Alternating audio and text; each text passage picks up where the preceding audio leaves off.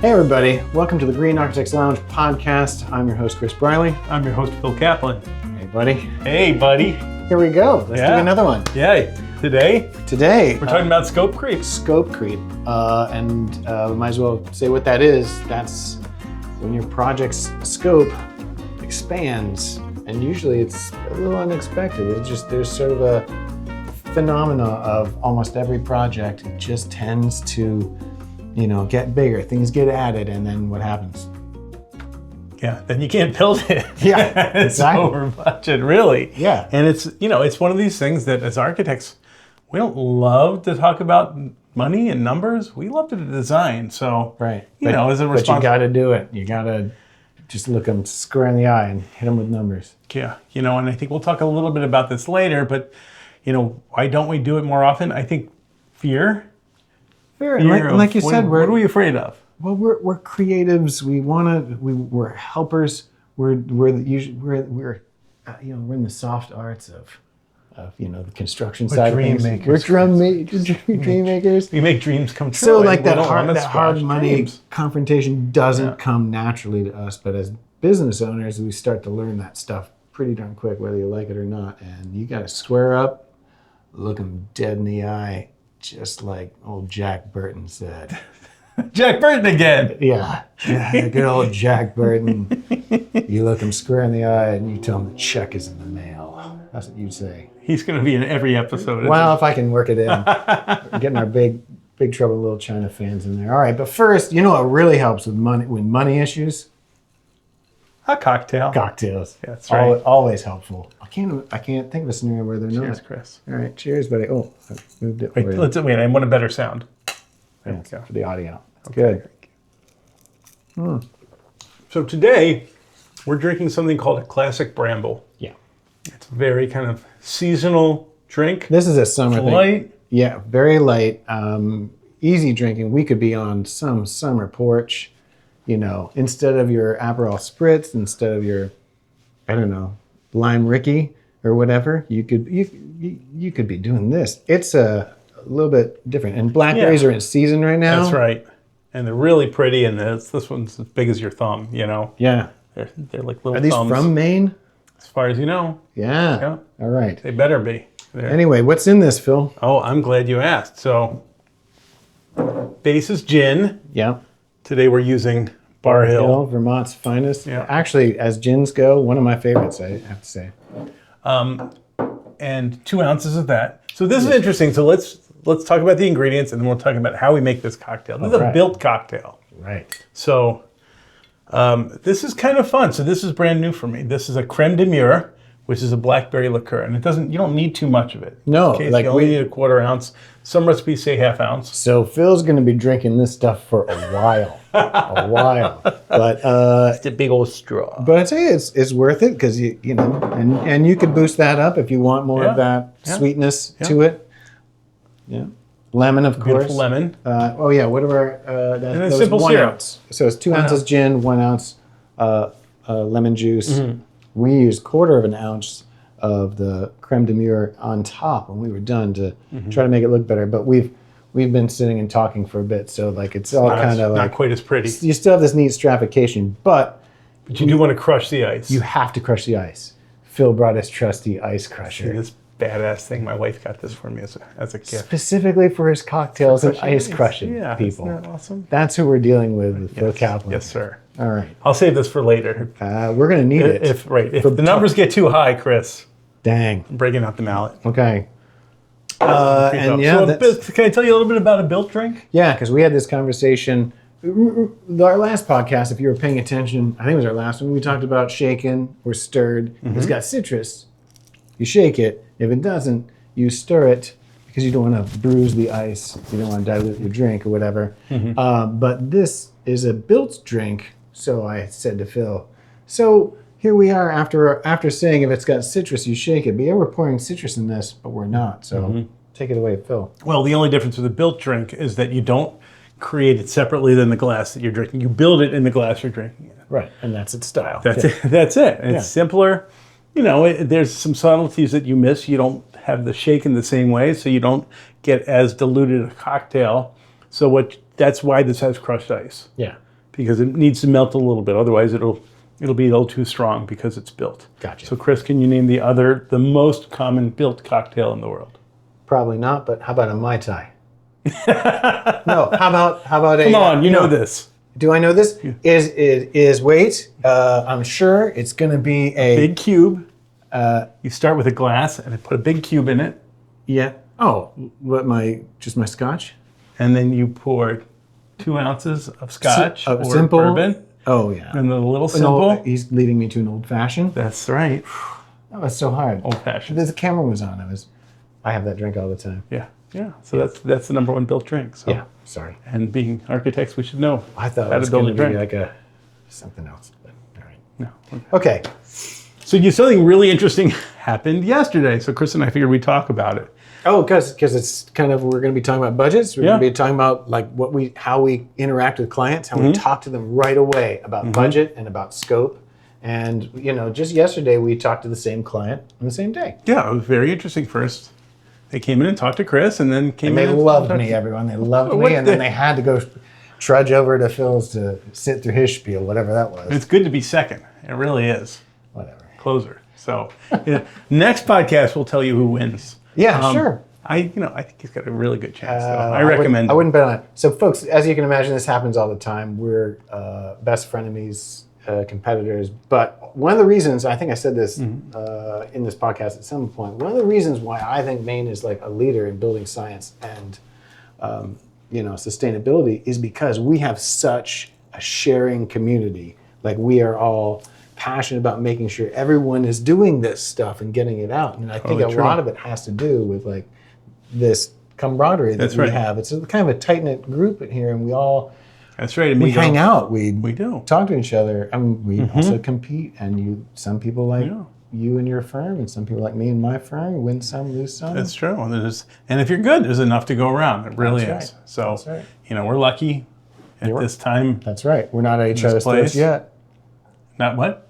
Not at each other's throats yet. There's plenty of fruit at the table. That's right. We'll see what happens when we're on that deserted island for 7 weeks. There's ups and downs. There always are. Yeah. But for now, we're very lucky. So our potential client walks into both of our offices, and they have a program. So let's kind of use that as a little bit of an example right here, because I'm kind of curious what you told her. So it was. After she said she'd hire me? Yeah. That was, I don't recall that. 2,000 square feet? That's right. 2,000 square feet, and then 3 bedrooms? Yep. And then we started talking about, and then no basement, which was nice of her to say, but we had a list of the things that would go in the basement. Oh, yes, okay, great. And we had to talk about that. And you did a great job talking her out of the basement. Yeah, before she even walked over to your office. Yeah, but the list that she gave to us, it's like, well, you've got a basement. You might as well put a ping pong table. Yep. Exercise bike. Sure. Storage down there. It'd be great to have all these things in the basement. Absolutely. Figure out if it's a 2,000 square foot house, 1,000 square foot basement, which is free, so you might as well just use it. Yeah. Not free. Not free. So that's the whole client comes in. They give us a program, and then we ask them what their expectations are. I want to move it off this specific client, and we'll just talk about generic clients. I think that's in case she listens. I did tell her she might be on our podcast. Yeah. But let's not make it specific at all, right? Right. Because we're just trying to set example of what we get and how we handle it typically. Right. Because we get some clients who come in and they have very reasonable budgets, and sometimes you're fine with that. You're in great shape. Right. So sky's the limit. Let's take this hypothetical project through the spaces. Yeah. What do you right. think? So a hypothetical project. So I'll be the client, Chris. Ooh. All right. Wait. Hang on a second. I think I'll need this too. Okay. Go ahead. Hi, Clint. Come on in. Welcome to Bryburn. Thank you. It's great to be here. Lovely to have you. We actually are at Bryburn. We're recording. So in the conference room. It's a lovely small conference room. Yeah. All right. Tell me about your project. Give me just hit the highlights. Okay. This is a podcast. We're going to get right to it. 3 bedrooms. 3 bedrooms. We don't have kids yet, but we're going to. Oh, good for you. But we're okay living small. Great. We're coming in from the city. We lived in an apartment. It's our first house, but we're okay living small. Okay. So I hear you. Functional spaces, nice and, simple type of things. That's right. We want a net zero home. Oh, great. On your website, that's what you do. Wonderful, yeah. You know how to do it, and I think there's some pretty designs there. So good insulation, air sealing, all that jazz. All those things that you do. Yeah. We're inland. Yeah. We're not on the water or anything. Yeah, it's a fairly flat lot. Oh, that sounds simple. Yeah. Okay. So, we'd like a basement. Okay, we're going to talk about that later, but continue. Okay, I don't listen to podcasts, so I don't really. All right, then we have a whole discussion to have. Yeah. We'll I want a garage. Of course, you're red-blooded American. You need a place for your car. Yeah, and I want a nice yard. Okay. Yeah, and a long drive so our kids can play out on the drive in the future and play basketball and all those things. That sounds lovely. Yeah, and the screen porch, of course. Oh, of course. Yeah, because it's Maine and our state bird is the mosquito. Yeah, that's right. That's right.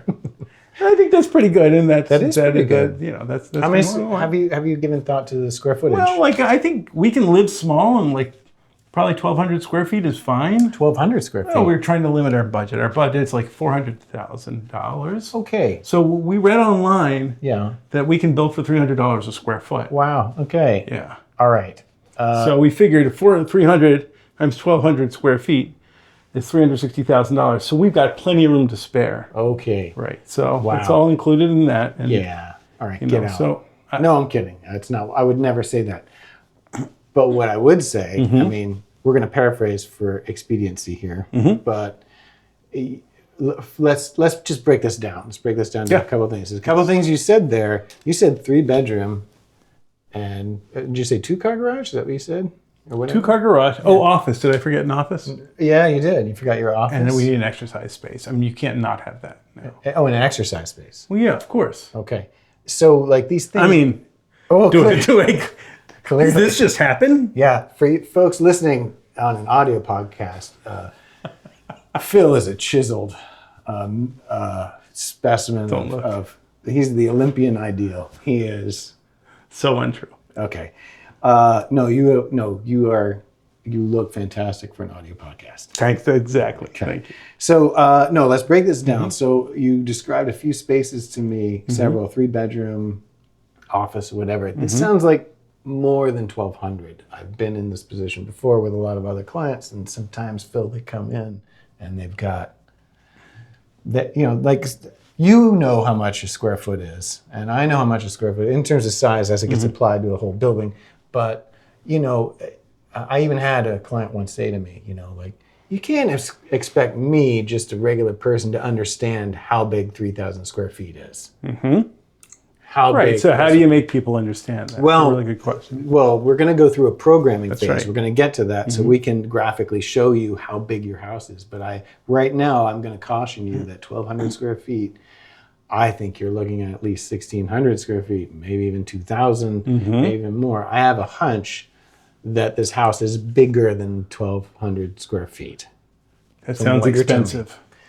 It is more expensive. I got more bad news. Are you sitting down? I am sitting down right next to you. Okay. You quoted me $300 a square foot. I saw it online. I know you saw it online, but you were probably in a different region in the United States, maybe? Maybe you were in a different... So, so now it's time. This is the moment where you got to get real. And I'm going to get real with you, and you'll get real with me That's back. right. Yeah. I'll get real with you, viewers. So we are telling our clients, and they come in, they say, hey, how much does the house cost? We have the whole conversation.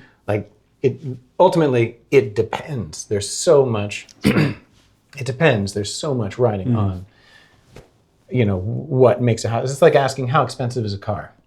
The range is huge. Right. But for that house that you described, that net zero house, the stuff that we usually do, whatever, I'm telling them $550 a square foot. And you too? That's what we say. That's where we start. That's where we start. Yes. That's right. That's a good base. This is also really interesting too, because sometimes the client will come and say, "But you're an expensive architect." So, but I don't want we're not the ones really deciding what things cost. Exactly. I don't know what a 2x4 costs today. Do you know, Chris? I do not. I'll be shocked if you do. I don't know what a sheet of plywood costs. No. Or sheetrock. Right. I could kind of guess. Right. Or I could go to the hardware store and be shocked by what I see or not. Right. So that means don't depend on us for knowing those specifics, but do depend on us for knowing generally what things cost historically at this time. Right. So every architect who's doing a similar thing should be quoting about the same price. Right. Well, with huge caveats to that. Huge caveats, and we'll go into that in a minute. Well, let's just right off say this is southern Maine. We're in southern Maine. Right. We're not on an island. We're not on the vineyard. Right. It is late August in 2025, post-pandemic, after tons of inflation and inflation. Another little slight bubble of inflation, thanks to tariffs happening right now. That's right. And with still a tight labor market. So, right. So don't quote this. Right. Don't turn around if you see this podcast later. Right. Because that number's going to be wrong. Or if you're in San Francisco, that number is wrong. Or if in your Marietta, Ohio, where I'm from, that number is going to be way wrong. And people are going to spit their drink out and say, $550 a square foot. Are you kidding me? Because maybe this number came from Marietta, Ohio. Right. So bottom line is, talk to a professional and a builder when you're going through this, okay? Because at the time when you're asking, things are volatile and things are going to change. Right. And trust what they say. Interrogate them a little bit. Yeah. But trust what they say for the most part. And we'll talk about a process in a little bit that both Chris and I kind of do it slightly differently, but how we actually get there. So the other thing that I think we're talking about, Mr. Customer, yes, is that you were giving me a 1,200 square foot, but I have a feeling that you're not including your garage in that number. Oh, doesn't come with the garage? No. Wait a second now. I'm sorry. And you also mentioned a screen porch. Yeah, this was a big number you gave me. Doesn't include the screen porch? I got sorry news for you, man. Yeah. That is, and the garage? The garage, here's what we do. Yeah. We have the square foot cost, the base square foot cost, and then we usually apply a factor to it for different areas. Yeah. Such as your garage. It should be maybe about 40%, 50% of 550, somewhere in there, depending on what you're trying to do. Right. So you have a two-car garage? Attached or detached, right? Makes a difference. Yeah, it does. Yeah, because one side might be attached to the house, and if it's detached, we have more envelope to do. Yep. So that 3-car garage, that 2-car garage, it's that size increases, your cost increases. Same with your screen porch. And how many times we've had this conversation with other clients about they have this notion, kind of like the basements. If you tuned into the previous podcast about basements, there's this myth that basements are free. You were going to say that, weren't you, Mr. Klein? Yeah, I think I already did. Yeah. Yeah. So not only are basements not free, but you should try not to do them. Right. In the first place. Yeah. But, sorry, I had to have a drink there with basement talk. So if you are doing a basement, we still have to apply the same kind of factory square footage cost to that. That is also not free in many ways. So that could be... It's insulated, right? It's most likely conditioned too. Yeah, conditioned. You're going to hang probably out down finished. There, right? It's all within the envelope. So it's pretty much almost the same price as upstairs. If it's a finished, conditioned space, it's the same price as upstairs. Yeah, sometimes we'll knock it down. Let's knock it down a little because, something like that. Exactly. So it could be 75% That's right. factor. And so you start adding all these up, that budget you walk in with has to be really, really reconsidered. And so a couple other things. Yeah. Well, I see all your houses have solar panels. That's included, right? Depends. Really. Not really. Not really. I mean, sometimes in our square foot numbers, here's the thing with square foot numbers. They are estimates, and your solar panels are an appliance. And our appliances included, Phil. No, they're not. Right. No, they're not. No, they're not. I don't know if you're just buying a nice little induction stove, or you're buying some giant, 8-burner something or other. So let me step back just for a second, because I think once we talked about solar panels, a question is like, we're Green Architects Lounge. Why are we talking about scope creep? Right. One of the reasons we're talking about it is because the first things to go are often the sustainability features, because they're invisible. Right.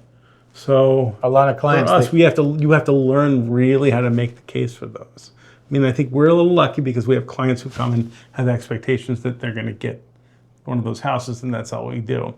But I think it's still standard in most parts of the country and a lot of the Northeast that you don't start with a net zero house, right? Right. You're pushing really hard to get clients to buy into this. It's like an added layer. Can you make this high performance? Like I want this house, but I want that extra cool thing of making it high performance. Can you do that? And then when the budget starts hitting, then it's like, oh, what can I remove from this project? How can I reduce the scope to reduce the cost? Right. So we want to arm ourselves going into it so we don't lose the things that we know are really important that make this house a high performance house. Right. So you got to talk about these things right up front. You got to talk about their importance right up front. And so maybe we ought to talk about the process, like how we do it. So like this client has now adjusted their budgets. Right. Let's So let's talk a little bit about like the process. Yeah. So one of the first things we start with, so say, we got the job.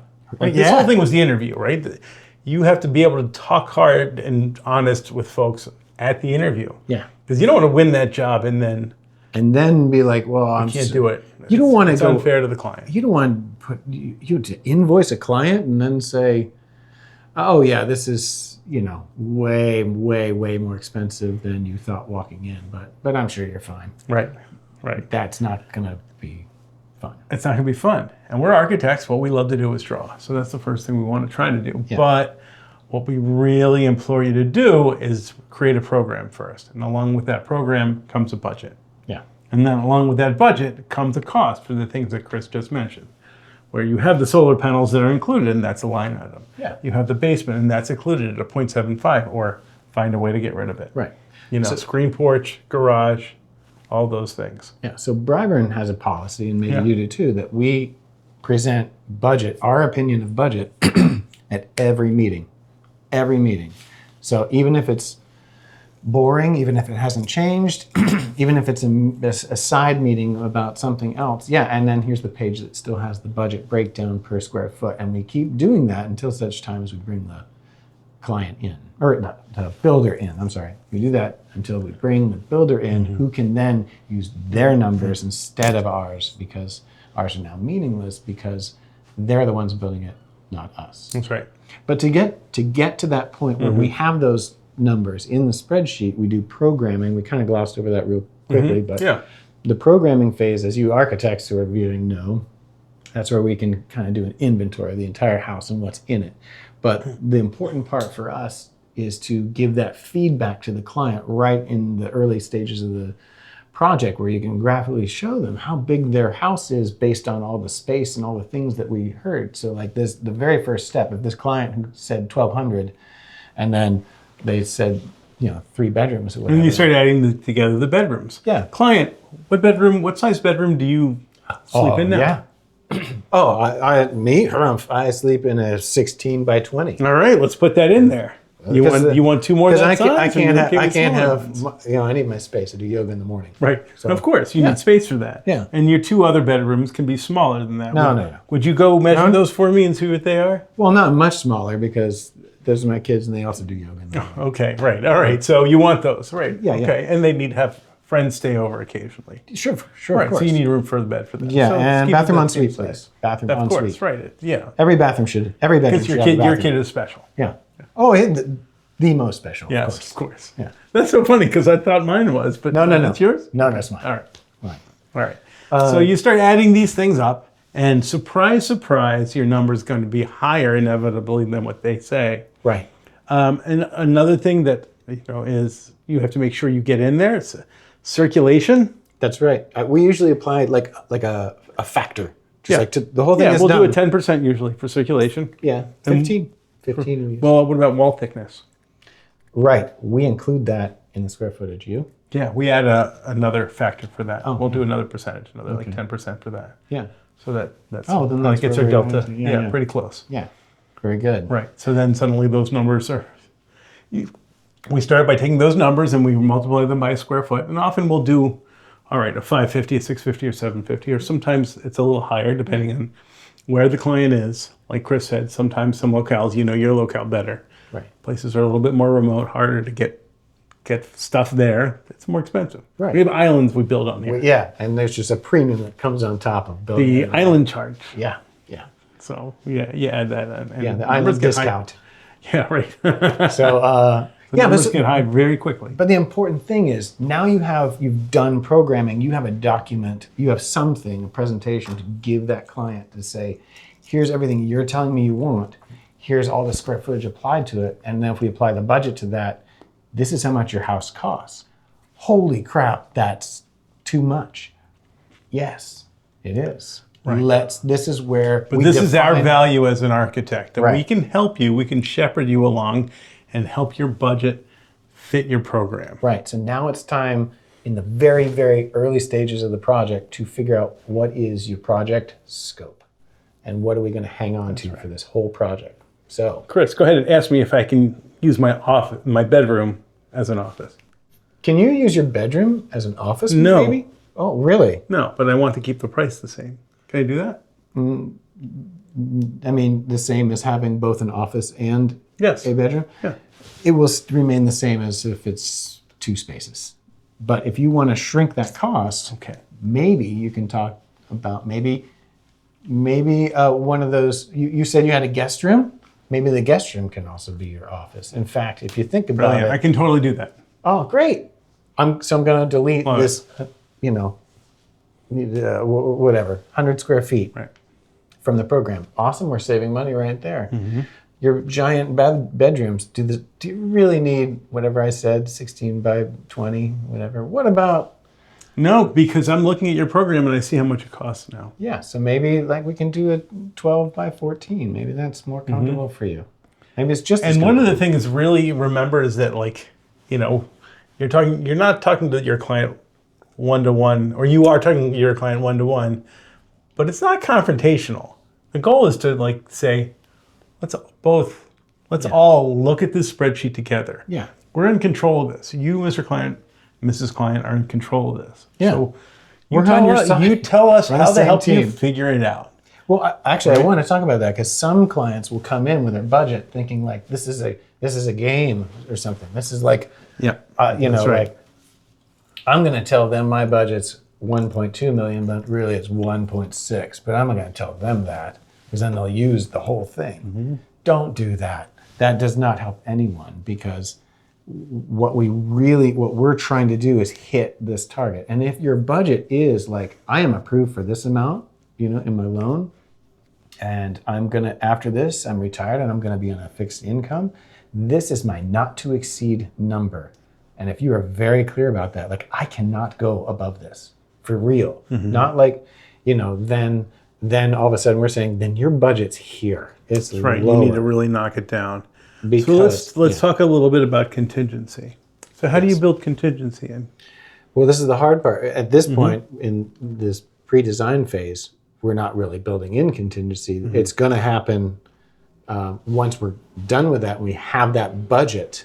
Then we're going to say, also, you're going to want to have a line item contingency of maybe if it's a brand new house or something like that, maybe it's just 5%, maybe it's 10, but you want to pretend like that is spent because it's inevitable. What you're trying to do is protect yourself from the changes that may happen along the way in the design process and even in the construction process. Yeah, we will sometimes start as high as 20%. Wow. It's terrifying. And it's really just because we're making some wild guesses here. Yeah. I think there's some projects that you get a little closer on and we'll likely do 10%, but we'll tell clients to always keep a personal contingency. Yeah. Like keep your own. See, we advise folks to keep a number on their own. Yeah. Because that way they can say, you know what, I told you our real number, but we're holding back to do a little bit. We're going to get that fancy stove, and we have the money for it. Right. And we're not going to make you suffer for that decision. That's interesting. Yeah. I really like to know. You can go shopping. You can go and get that fancy tile. I really like to know like where they are if they have that reserve. I just want to know that's there, not for me to use. But it makes a difference if you're looking at your own budget. The client is looking at their own budget with like this attitude of this is our target. If it's over, but I see the value in it and I want it, that's okay. I'll do it. It's good to know that's what we're dealing with.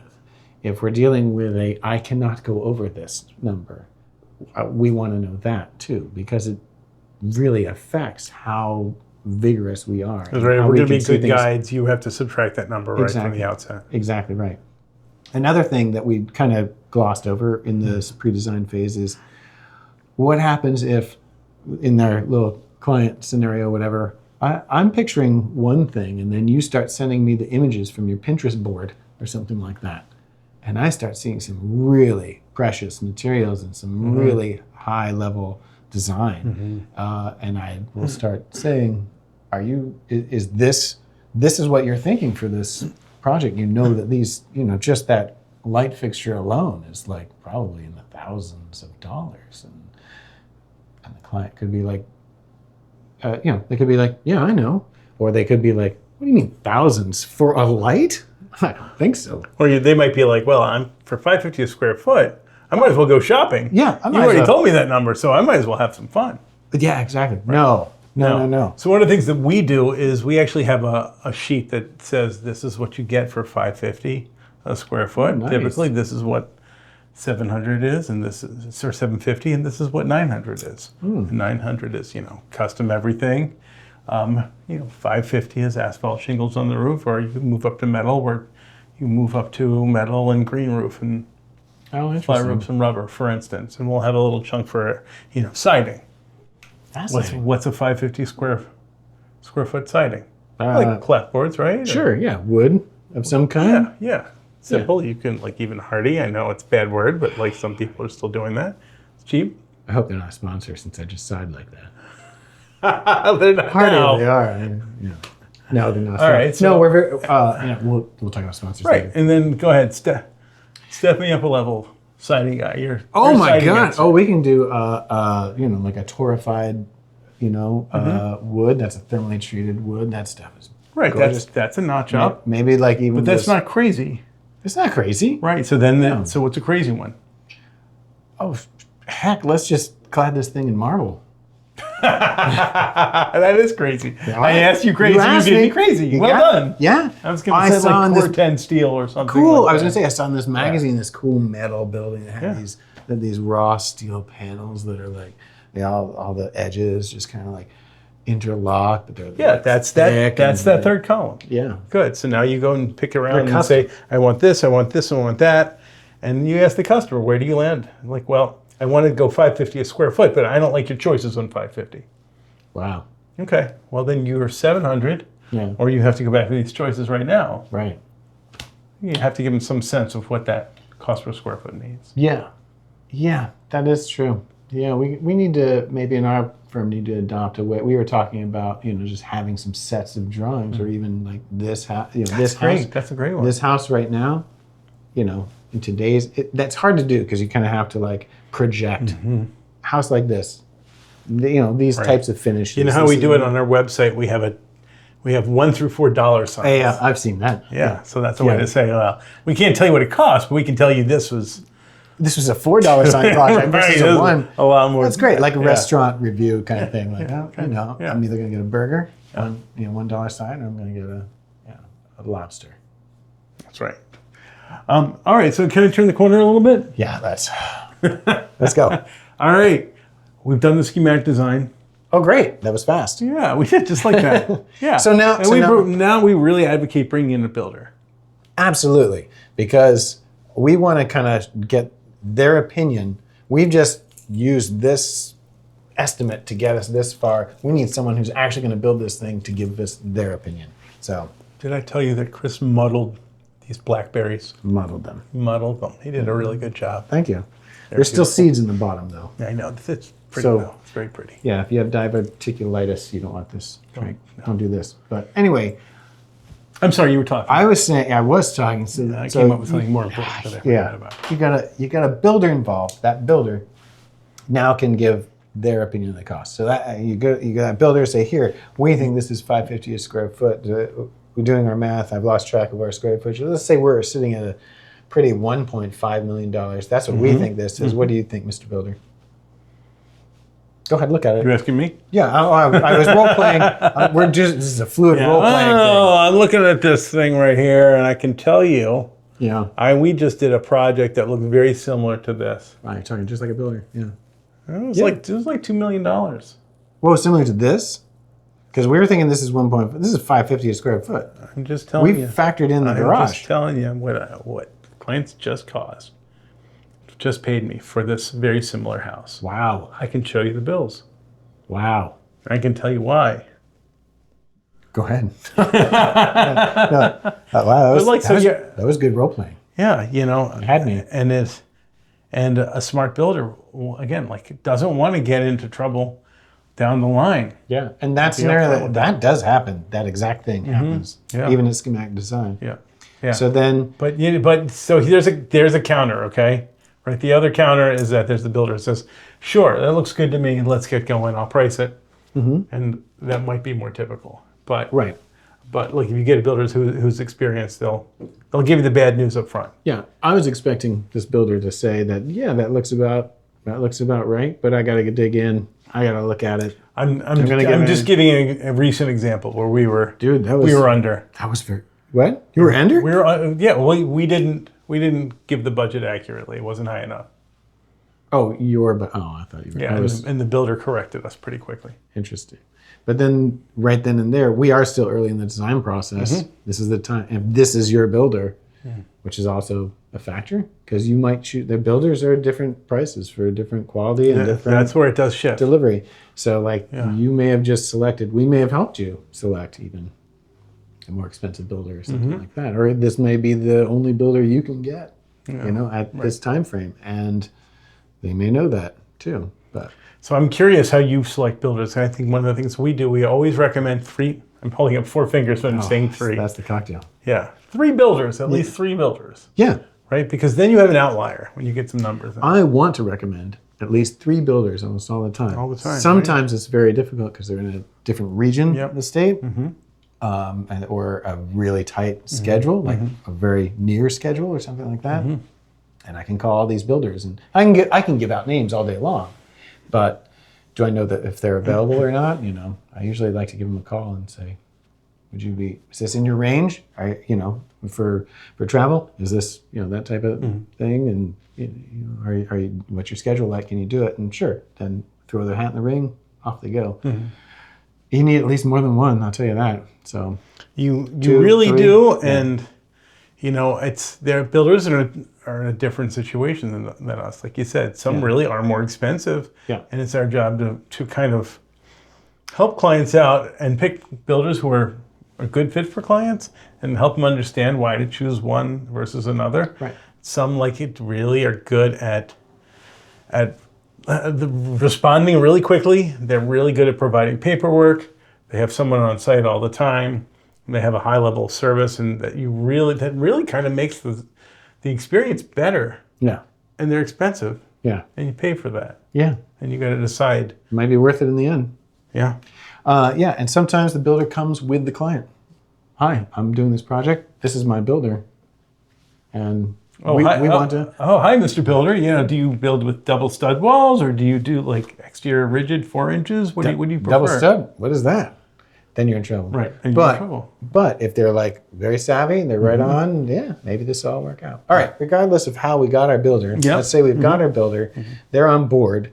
We just got this bad news that our budget is going to be a little bit higher. We have that's another truth moment where we have to go back to the drawing board, or have that conversation with the client. Are we reducing scope to save money? We're putting this house on a diet, or are we accepting this new number? And again, that's where we are with if this is a not to exceed and what that builder just told us is up here, then this is a critical moment where the scope must decrease. And one of the things that's interesting, because we're not done with our drawings yet. No, we're still in schematic design. This is pretty early on. So let's when define that builder makes their estimate, that's definitely a plus or minus. Right. So at the end of schematic design, let's just define this for people who are less familiar with it. We finally have the project down to one plan.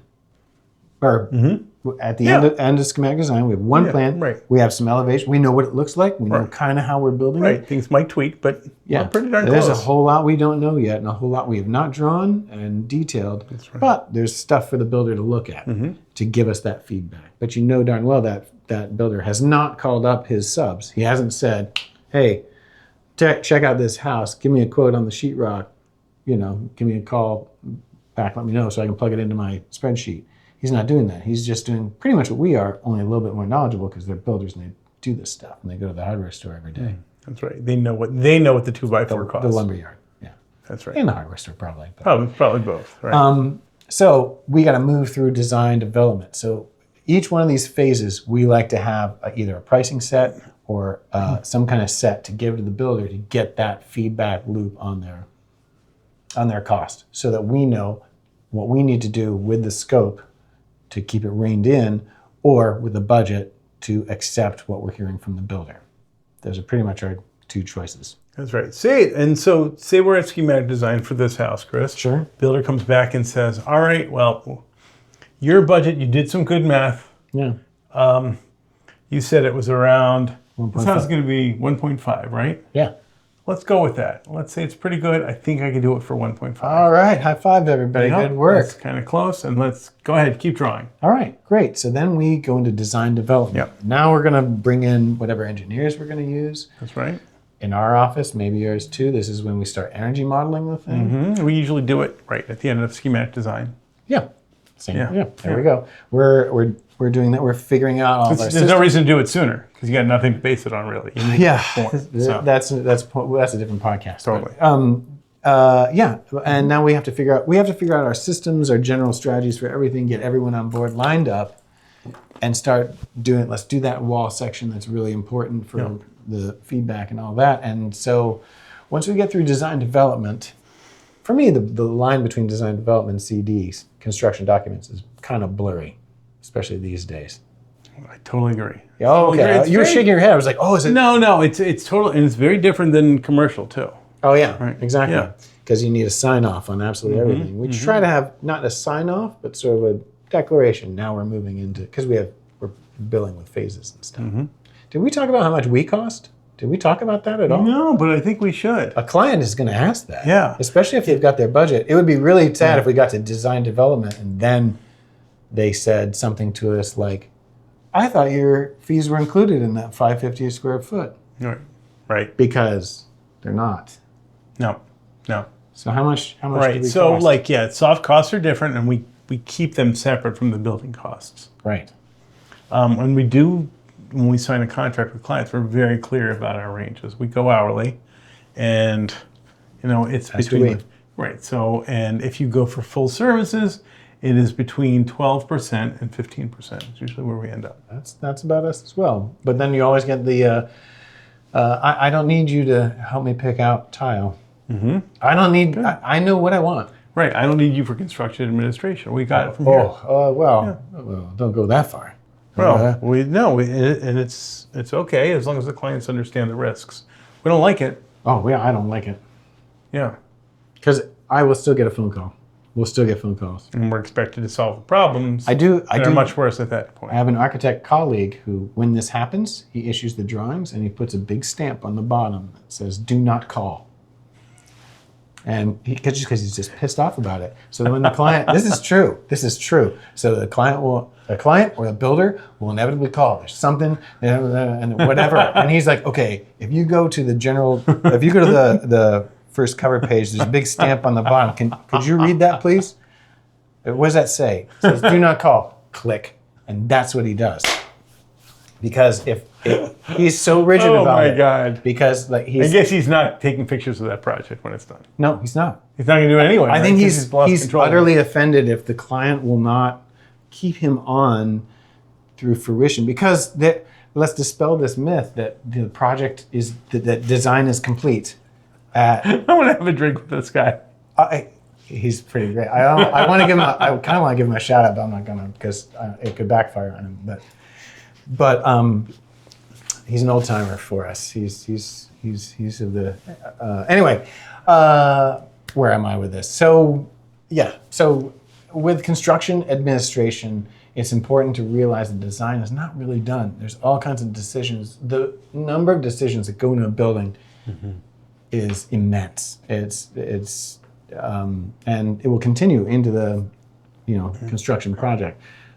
So it helps if there's an architect who is part of the overall design. Right, and I really believe paying us will help control your costs. Absolutely. Imagine monthly meetings maybe at first or something like that, just to go in with a design, have the architect on your side saying, all right, what are the new items? What are the old items? Who's responsible for those? How are we doing on budget? How are we doing on schedule?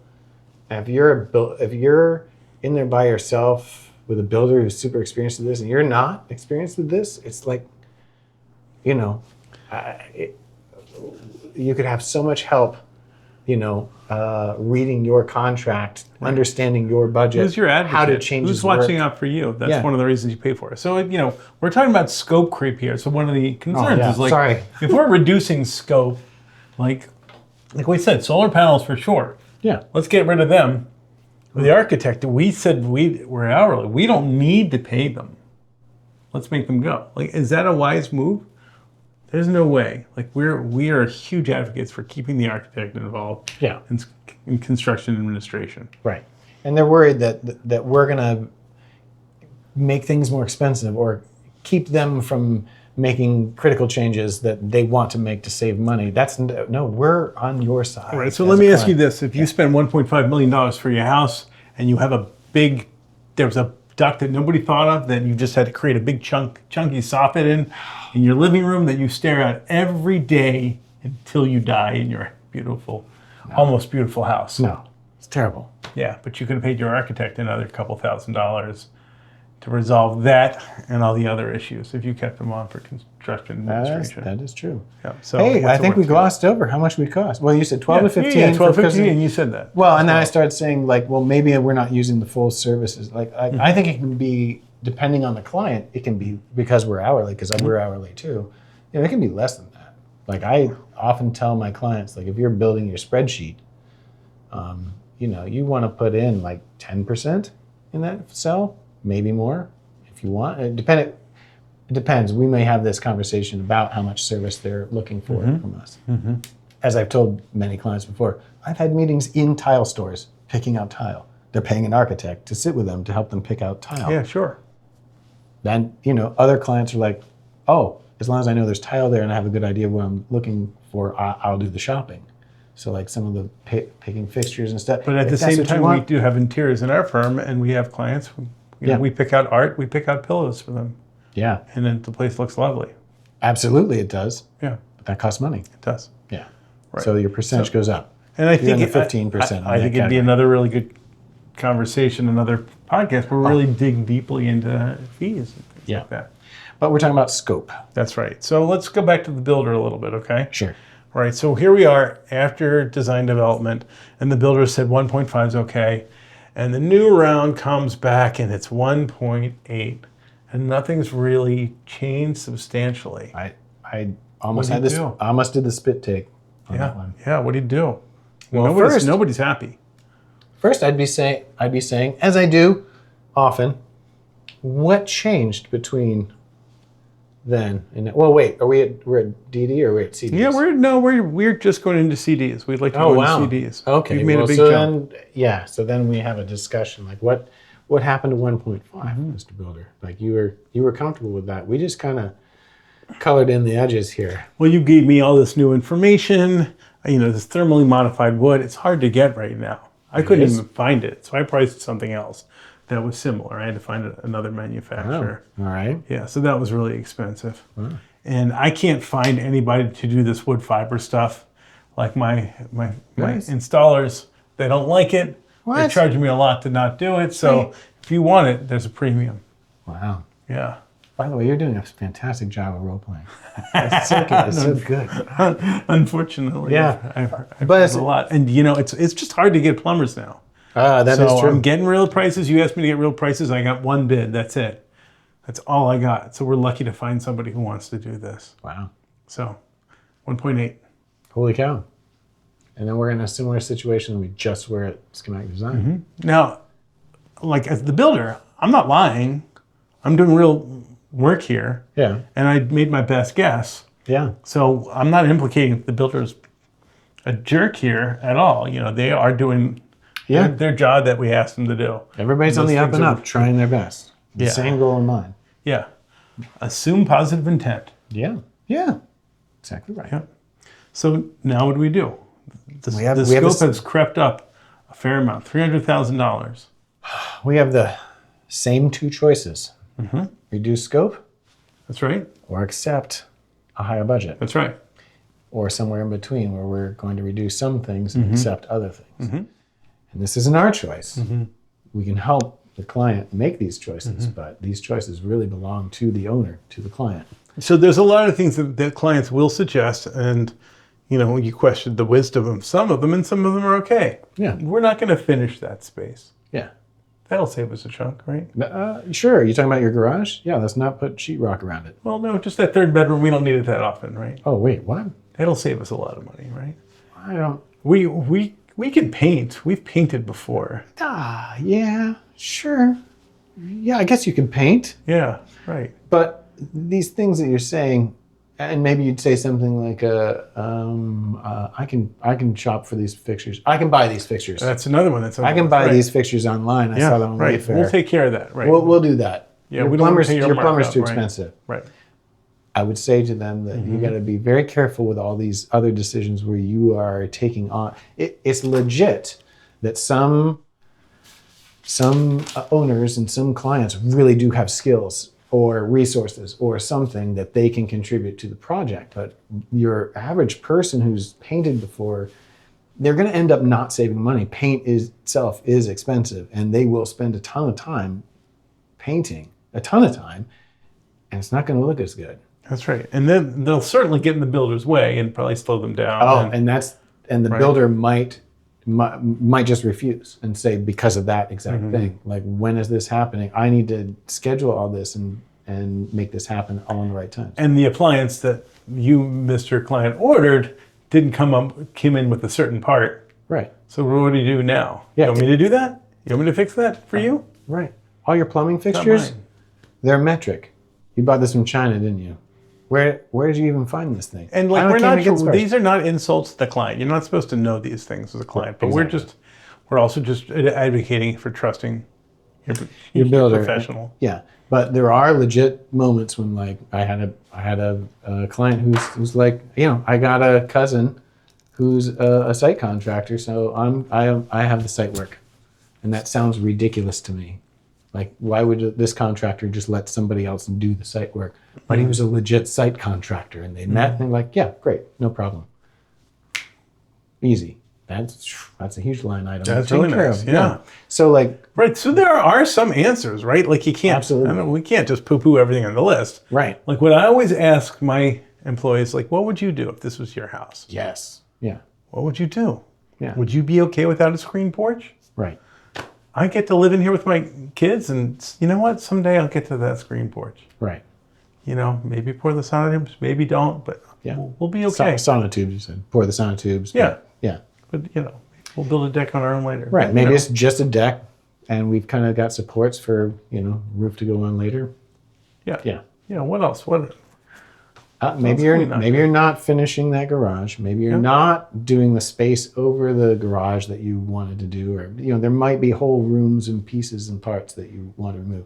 Maybe it's at this point we can say, do you really need that basement that you have absolutely no plans for other than put utilities in? If that was your whole reason for having a basement, we can knock that out and reduce all that square footage and just add a little bit more somewhere else to handle it. I have a carport at my house, Chris. Yeah. It got V'd out. That was 22 years ago. Wow. Do I miss it? Do you? Do you miss a garage? Yeah, I've never had a garage. I'm fine without it. You'd be surprised. We do great. No, I know. I'm find other places. I'm a fan of carports. Yeah. I really am. Just because I love the way they look. So I appreciate your carport, and I always thought you're a cool architect for doing that. We made it look cool. Yeah. Well, there you go. Yeah. So just what would you do yourself? Right. What would you be able to live with? You can get more aggressive on all your materials and how you're shopping and all that jazz. So are there swappable replacements and stuff. Yeah. But what you want to avoid is the envelope. Those are the permanent things that really need to be of the highest quality. Right. Don't touch those. And I'm not saying that because I'm a green architect. I'm saying that because that's what I would do in my own house, because that's the quality of your home. you can upgrade cabinets later. You can upgrade cabinetry hardware later. You can upgrade faucets and fixtures and paint and trim all those things. and all those things. But you get later. one chance to do a really good envelope and do it right. Yeah. So that's absolutely what you right. spend your money on. Solar is an appliance. You can get your house, net zero ready. That's right. And then I can show you the math at how you can take out a loan for your solar panels, and the panels will actually earn you more money and power than your monthly payment on the solar. So why wouldn't you do it? But moving on. And you can make your house smaller. It's okay to live in a smaller house. That's the other thing. Particularly if you've got a good architect who knows to put a lot of glass, and you really make the quality of living in that space really, really good. Yeah. Maybe every window doesn't have to be operable, Phil. You know how many times we've had that Absolutely conversation? not. No. Yeah. Get really big fixed glass. It's good value. It is. Yeah. All right. What are we missing? We did okay. We did okay. So your scope, understanding what you've got for your house, the things you're putting into it. All right, when we go out for our full CD budget, so we've done design development, we've accepted this higher budget. We're going out for the construction documents, and then this is the real bid. This is where the builder is he's called up every sub, every lumber yard. He's detailed it out. He's made a contract for you to sign, and he's put a budget number in it. What happens again? Because every freaking time it seems like this comes back and it's higher yet again. And usually this is where I'm more upset than in the schematic design development thing, because you actually had zero choice at that point. Yeah, because what's going to happen if you say, well, let's not do it now, let's wait 6 months. Let's wait till next year. No, because has ever in the history of construction costs gone down? No. And in fact, no. You'd be wise to put an escalation percentage in your project, as in this is how much it costs now with you, client, walking through the door. But if we take 6-8 months to design this thing, that's 8 months of inflation. If inflation's at 2%, then 6 months, that's 1%. Best time to build? Now. 6 years ago? So yeah. Or now. Yeah. So those are your options. Yeah. And at that point, if you've gotten this far and you ever think you're going to build, if you got the financing in place. Yeah. Now is always cheaper. Yeah. I'm afraid. Yeah. A lot of people gambled at when we started to see the rapid inflation after the pandemic. I'll just sit back and wait till this settles down. Yeah. Till things are cheaper. Right. Cost them a lot. Cost them a lot. Yeah. Yeah. So yes. So you might again have those same two options, but at least at that point you can argue with a builder. We changed nothing between that set and now. We've again filled in That's right. Filled in with more details and things. How did they get more expensive? And and it's your job to be rigorous as an architect, but don't be unnecessarily contentious. Again, assume positive intent. Make sure they've gone out to a couple different subs. Yeah, these are the things you can check. Those things. Yeah, that's right. Just double check their pricing. Make sure they're specing the things you've asked for, and not more than that. Right, and it's okay. Sometimes they'll say, "Well, this is what you asked for. That was the most expensive thing there was." It's well, did you try an alternate in that? Because we have. Usually in our specs, we've got a couple of options for them to choose from. That's right. There's always ways to pare things back. Right. And a really good builder who understands a lot of this stuff, they'll say, all right, you specified this. I've got the same thing that can do the exact same job for half the money. That's right. Awesome. Well done, builder. We'll take it. And those are the guys and gals that you want on your side. So. That's right. Thank you, builders. We appreciate your help on scope creep. We do. Yeah. All right. What do you think? I think we call it. I think we did well. Yeah. How's your Bramble? It's still fantastic and still more full than most of our cocktails at this point. Hang on a second. Yeah. Let's. All right. Cheers. We'll call that a wrap. Listen. Good to see y'all. Yeah. If you like us, this is Green Architects Lounge with Phil and Chris. Follow, subscribe, do all those things. Check out our friends at the BS and Beer Show. And if you want the builder's perspective, Travis has got a Travis podcast. and Brandon, the Building Consensus podcast. they have an episode called Scope Creep, and that gets you the builder's perspective, so they can kind of pick it up where we just left off, and that you get their opinion on how it goes. Yeah. Did we get thrown under the bus? Tune in and find out. All right. And As always, send us your questions to, what's our email? Green Architects Lounge. yes, at gmail.com. Oh my God. We'll put it in whatever social comments and things. Let us know what you think and what you want to hear about. Tune in next time to see which one of us won that job. Yeah. Cheers. Cheers, everybody.